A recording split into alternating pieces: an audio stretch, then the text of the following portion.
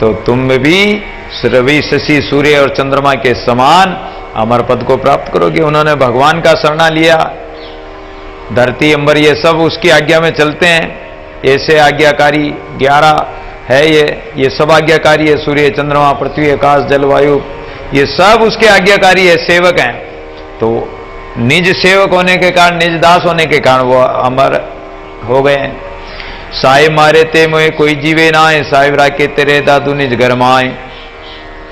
और अगर परमात्मा जिसकी रक्षा करेगा तो उसको कोई मार ही नहीं सकता। लेकिन ये करे कि साहिब मारे ते मोए, तो जिन अनन्य भक्तों की परमेश्वर ने संपूर्ण गुण विकार आदि से रक्षा की, सो संत जन निज घर माए, अपने स्वस्वरूप में अखंड भक्ति करके और सांसारिक जन 84 में ही भ्रमते रहते हैं। जो परमात्मा को भूलता है, अर्थात परमेश्वर जिनको भुलाता है, वो कैसे जिएंगे? वो तो संसार में भटकेंगे।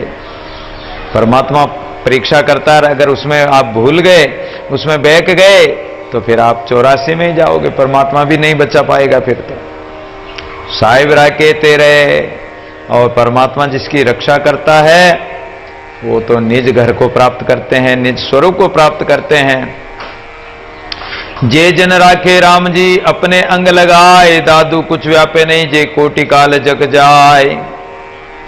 तो इसलिए परमात्मा की शरण होकर परमात्मा का भजन करेंगे, पुकार करेंगे, तो परमात्मा अपनी पुकार सुनेगा, तो वो अवश्य हमारी रक्षा करेगा।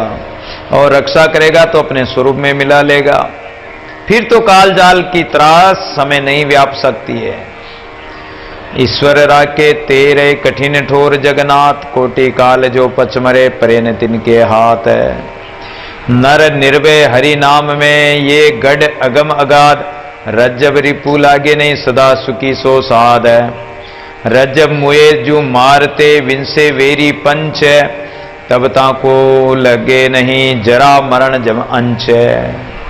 अगर जिन्होंने ये 5 वेरियों को, काम क्रोध आदि और इनको इंद्रियों को मार दिया और भगवान के भजन में लग गए, तो उनको काल की आंच भी नहीं आएगी। सजीवन के अंग को पूरा करके दादू जी महाराज पारिक के अंग को कह रहे हैं। पारिक के अंग में साधु जन की वासना शब्द रहे संसार। संत इस सूत्र के व्याख्यान स्वरूप पारिका अंग कह रहे हैं कि साधु परीक्षा करते हैं खोटे खरे की, अच्छे बुरे की। और जैसे जोहरी होता है हीरे की परीक्षा करता है, सुनार सोने की परीक्षा करता है, लोहार लोहे की, लोहे को गांठ लोहार ही जाने। और सुनार सोने के स्वरूप को जानता है कि ये खोटा है, इसमें अच्छा है बुरा, कितना कैरेट का है, कितना क्या, वो सब जानता है। तो ये परीक्षा करना जरूरी है। कोई भी चीज उसकी परीक्षा होनी चाहिए। तो ये पारिका अंग है। साधु है तो उसकी भी परीक्षा हो, अच्छे बुरे की परीक्षा हो, झूठे सच्चे की परीक्षा हो। मंगलाचरण कर रहे हैं। दादू नमो नमो निरंजनम नमस्कार गुरुदेवत, वंदनम सर्व साध्वा प्रणामम पारंगत। हरि गुरु और निरंजन परब्रह्म परमात्मा को नमस्कार करके सर्व संत महात्माओं को प्रणाम करते हुए पार गति को जो प्राप्त हो गए, जो पारिक, जो परीक्षक जोरी यानी परीक्षा में जो सफल हो गए, ऐसे महापुरुषों को हम प्रणाम करते हैं। दादू मन चित आत्म दे के लागा है किस ठोर है, जे लागा तेसा जाने का देखे दादू और है। सबसे बड़ी बात है कि अपने मन और चित्त को देख लो। आप अपने आप को देखो कि आपका मन कहां लगा हुआ। अगर मनोरथों में लगा हुआ, संसार की विषय वासना में, इच्छाओं में लगा हुआ, आपका चित्त अगर संसार की चिंताओं में लगा हुआ, देखो, आप विचार करो, खोजो, अपनी सुरती को लगाओ कि मन कहां लगा हुआ, तू कहां जा रहा है, किस जगह कहां बैठा हुआ तू, अपना चित्त किसका चिंतन कर रहा है, इसको देखो। और देखकर कहां लगाओ, लागा है किस ठोर, किस जगह लगा हुआ, तो वहां से उठाकर कहां लगाओ, परमात्मा में लगाओ। जहां लागा तेसा जानिए, जिस जगह अपना मन लगा हुआ तो अपना मन अपना तन वैसा ही है संसारी ज्ञानी, परमात्मा में लगा हुआ तो परमात्मा में है, और अगर संसार में लगा हुआ तो संसारी है। तो कहां लगाओगे? परमात्मा में। तो ये परीक्षा हो जाएगी, इस मन की और तन की परीक्षा हो जाएगी। परीक्षा करके उसी को उसी जगह लगाओ। दादू साधु पर किए अंतरात्म देख है, मन माई माया रे क्या प्या पलेख है। तो साधु की परीक्षा कब होगी? साधु रह साधु की परीक्षा अंतर कब होगा? कि उसकी अंतर भावना को देखेंगे, उसके सत्संग को, उनके पास रहकर पता लगेगा कि ये इसकी भावना क्या है। मनमाई माया गणी, जिसके मन में तो माया भरी पड़ी है, फाटी कंता पैर कर चिन्ह करे सब कोई, मन सो मिट्टी मुख सो खारी, माया त्यागी कहे बजारी। मन में तो मिट्टी है माया, और ऊपर से त्याग दिखाते हैं, फाटे कपड़े पहनते हैं, भभूति लगाते हैं, जटा रखते हैं, अंदर में माया का तो भंडार भरा पड़ा है। तो परीक्षा हो जाएगी। सच्चा संत होगा वो तो उसके अंतर में एक परमात्मा रहेगा, माया संसार उसमें नहीं होगा। और जो मायामय संसारी होगा उसके अंदर तो माया भरी रहेगी। दादू मन की देकर पीछे तरिए नाव, अंतर्गति की जेल के तिनके में बलि जाऊं। इसलिए मन की देख कर जो अंतःकरण की शुभ अशुभ भावना है, तभी पता लगेगा कि यह साधु है या साधु है। तब उसको साधु असाधु नाम धरो। नहीं तो तुमने असाधु को ही साधु कह दिया, और असाधु के साथ लगकर तुम अगर तुम्हारा अहित हो जाएगा। पीछे दरिए नाम, फिर उसको चोर कहो या साहूकार कहो, उसकी अंतर्भावना तो देखो। अंतर्गति की जेल के तिनके मैं ले जाऊं, जो अंदर भावना को जान जाए उसकी हम बलियारी जाते हैं। ऐसे महापुरुषों की जो अंदर की भावना को जानकर फिर व्यवहार करे। यूं परीक सरापी उपली, भीतर की यूं नहाए, अंतर की जाने नहीं ताते खोटा खाए। ऊपर ऊपर का बहाना देकर कई साधु महात्मा आते हैं, बहुत सुंदर सुंदर आभूषण इत्यादि पहने हुए, गले में माला इत्यादि, तिलक टीका, बढ़िया बढ़िया वस्त्र आदि पहन कर आते हैं। तो हम उन सबको साधु ही मानते हैं। लेकिन ऊपर की देखकर परिक सरापी उपली, भीतर की उनाए, भीतर की जब तक नहीं देखोगे तब तक धोखा खा जाओगे। क्या पता ऊपर से तो बढ़िया बाना बना रखा और अंदर के छल छिद्र कपट हो, उसका क्या पता पड़े। तो अंतर की जाने नहीं ताते खोटा खाए। इसलिए अंदर की जो नहीं जानोगे तो तुम्हारे साथ दुख हो सकता, कष्ट हो सकता है। दादू बाहर का सब देखे भीतर लिखा न जाए, बाहर दिखावा लो का भीतर राम दिखाए। तो बाहर का तो सारा संसार ही दिखाता, बाह्य बहिरंग होकर सब अपना दिखावा, अपना पाखंड प्रपंच सब दिखाता है।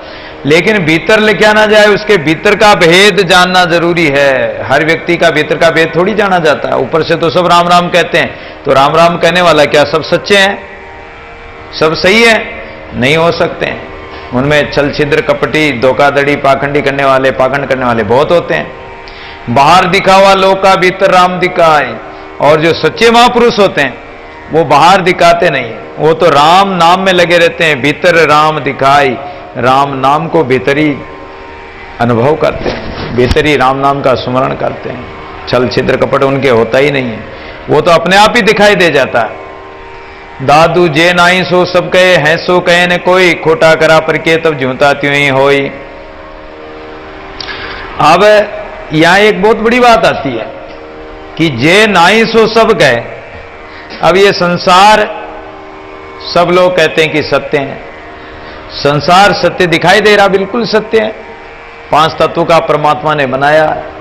लेकिन ये सत्य तो उसको कहते हैं कि जो त्रिकालाबाधित हो, तीनों कालों में जिसका अस्तित्व रहे, सत्य वो होता है। सत्य परमात्मा है।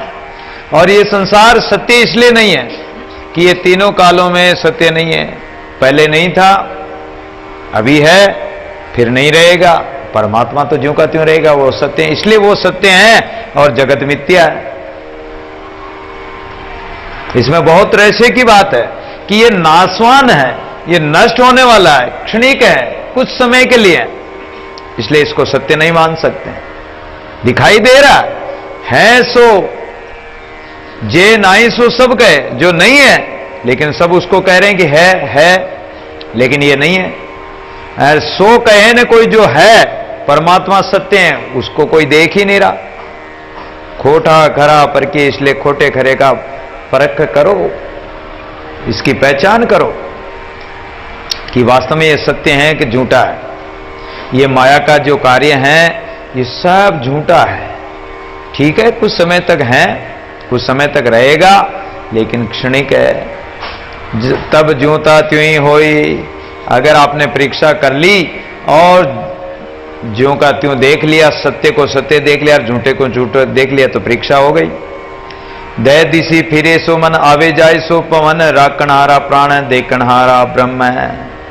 और हमारा मन जो दसों दिशाओं में दौड़ता है, ये श्वास आ रहे जा रहे हैं, और रक्षा करने वाला ये प्राण चल रहा है परमात्मा, ब्रह्म दृष्टा बनकर साक्षात और सृष्टा बनकर सब सृष्टि का संचालन कर रहा है। घट की भान अनिति सब मन की मेट उपाद, दादू परियर पंच की राम कहते साध है। अब घट की भान अनिति, हमारे घट में, हमारे शरीर में बहुत सारे काम है। हम शरीर से हिंसा भी करते हैं, चोरी कर लेते हैं, हिंसा कर लेते हैं, चोरी जारी हिंसा तन दोष है 3। तो ये कभी शरीर में सुख आता, कभी दुख आता है, ये दुख अनुभव करता, कभी सुख अनुभव करता, कभी द्वंद्व आते हैं, कभी हानि लाभ हर शोक होता है। तो ये शरीर का जो अध्यास है, 5 तत्वों का ये शरीर स्थूल शरीर है, इसका जो अध्यास है और अहंकार करते हैं, अभिमान गर्व आपा गर्व गुमान मद मत्सर अहंकार ये करते हैं। तो ये क्या अनितियां हैं। इन अनितियों का परित्याग करके अगर परमात्मा का अनुभव करना है तो इन अनितियों का त्याग करना पड़ेगा। मन की मेट उपाधि, मन में दोष बुद्धि चिंतवन, तृष्णा दोष बुद्धि चिंतवन करते हैं तो ये मन की उपाधि हमें मेटनी पड़ेगी। मन में संकल्प विकल्प होते हैं, मनोरथ होते हैं, तो ये संकल्प विकल्प का भी त्याग करें। दादू परिहर पंच की, और 5 इंद्रियों के जो विषय हैं, शब्द स्पर्श रूप रस और गंध है, ये 5 विषयों सहित और वासना सहित इनका परित्याग करें। और फिर जो अवस्था होती है वो साधु की अवस्था होती है, वो संत के लक्षण होते हैं। जिसने अपने घट की अनितियां मेट दी, मन की उपाधि को मेट दिया, 5 इंद्रियों के विषय आदि को मेट दिया, तो वो ही साधु है, वही साधक है। अर्थ आया तब जाने जब अनरत छूटे, दादू भांडा ब्रह्म का गिर चोड़े फूटे। अर्थ आया तब जानिए, अर्थ कब आएगा कि आपने कुछ किया है, अर्थ लिया है, आपने कुछ कार्य किया है, तो ये शरीर, ये तन, ये मन काम आ गया परमात्मा के। और अगर आपने कुछ किया ही नहीं तो ये अर्थ कैसे आएगा, फिर तो अनर्थ हो जाएगा। और अगर आपने इसको अर्थ में लगा दिया, उपयोग में कर लिया, सदुपयोग कर लिया, तो अनर्थ सब छूट जाएंगे, बुरे काम सब छूट जाएंगे। आपने मन वचन कर्म से परमात्मा प्रायण आत्मज्ञान में कर लिया तो सब छूट जाएंगे, अनर्थ छूट जाएंगे, सब दोष छूट जाएंगे। दादू भांडा ब्रह्म का गिर चोड़े फूटे। और ये जो भांडा, ब्रह्म का भांडा जो हम मान रहे हैं कि भ्रम से हम संसार को सत्य मान रहे हैं, संबंधों को सत्य मान रहे हैं, भ्रम से हम सब चीजों को सत्य मान रहे हैं। भ्रम से अंधेरे में रस्सी पड़ी हो और हम सोचेंगे कि सांप पड़ा है, तो भ्रम का भांडा कब फूटेगा कि उजाला होगा। उजाला कब होगा? गुरुदेव के ज्ञान द्वारा हमारे हृदय में ज्ञान का उजाला होगा तो हमें पता लग जाएगा कि ये रस्सी है, ये सांप नहीं है। ये संसार जिसको हम सत्य मान रहे हैं, ये 3 काल में भी सत्य नहीं है, ये झूठा है, झूठा है, झूठा है, झूठा ही रहेगा। यदि संसार में जो भी प्राणी है वो सब झूठे ही हैं, अर्थात नष्ट होने वाले, नाशवान हैं, इसलिए झूठा है। तो ये भ्रम का भांडा कब फूटेगा? गुरु ज्ञान के द्वारा। सत्य असत्य की परीक्षा कब होगी? कि गुरु ज्ञान द्वारा, और सत्य असत्य का भान तभी होगा। और जो हो गया तो ये भ्रम का भांडा फूट गया, और भ्रम का भांडा फूट गया तो सत्यता प्रदर्शित अपने आप ही सत्य ही रह जाएगा। फिर 2 बढ़िया थे, और बढ़िया एक दुकान करते थे, दोनों भाई थे।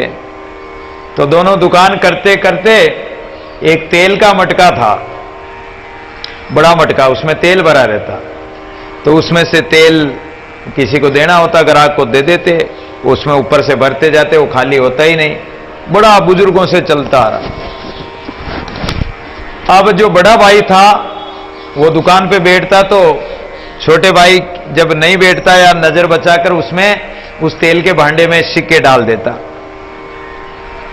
कि कभी अगर पाती हुई तो ये तेल का भांडा मेरे पाती में मैं ले लूंगा।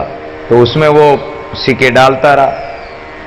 छोटा भाई ने विचार किया कि बड़े भाई का क्या भरोसा, बड़ा भाई है, क्या कभी कोई पाती करे और मुझे फिर हिस्सा दे नहीं दे, तो अपना हिस्सा तो थोड़ा थोड़ा तो अपना अलग कर ही लेना चाहिए। तो उस तेल के भांडे में वो भी सिक्के डालता गया। अब कुछ समय बाद जब उनका परिवार बढ़ गया, अब अगर भाई भाई कभी अलग नहीं हो सकते, बहुत कम ऐसे चांस आते हैं कि भाई भाई अलग हों, लेकिन जब घरवाली आ जाती है, बाल बच्चे बढ़ जाते हैं और फिर घरवाली बहकाने लगती है, अरे देखो तुम कितना काम करते हो, तुम्हारा बड़ा भाई तो घूमता ही रहता है, वो तो काम करता ही नहीं है, तुम काम करते हो, तो तुम ही काम करते हो तो अलग दुकान कर लो, उनको अलग के भाई तुम्हारे अलग कर लो, तो अलग अलग हो जाओ, जो अपना काम खुद करो, खुद कमाओ। तो आपस में लड़ाई झगड़े होकर वो